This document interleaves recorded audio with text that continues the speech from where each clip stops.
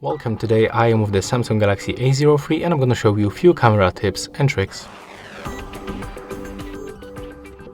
So first of all, I'm going to show you how to adjust brightness level. You have to click on the screen once and then move this sun icon right or left to decrease or increase brightness level. You can also click once and you will adjust brightness level automatically. Next, you can also use volume buttons that are located on the right side. When you click on the volume up or volume down, you can take photo. When you click and hold one of this button, you will take series of the photo. We can take 30 photos in each series. When you click and hold shutter, as you can see, there is no any hidden feature. But when you swipe down and hold, you can also take series of the photos.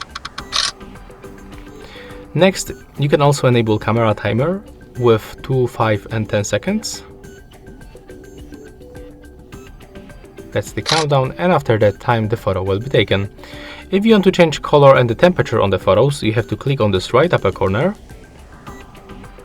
and you will find other filters. With the filter you can take photos and you can also adjust the strength of the filter by using this slider, just like that. We can also go to the settings, where we can find other useful options, like for example we can turn on the grid lines. And right now they appear on the list on the screen and they help us to take better composition on the photos. When you go back to the settings, we can also find shutting methods, and in this smartphone we can add floating shutter button or take selfies with our palm of the hand, but we have to switch to the selfie camera to do this. Okay, and just take a look. When I show the palm of my hand and when it's detected, you will find this 4 countdowns and the photo will be taken. There's also this yellow frame around my hand. And that's the floating shutter button option. As you can see, we can take photos with this button, we can move it everywhere. So it will be useful where, for example, you cannot reach this bottom shutter, so we can click right here and take photos.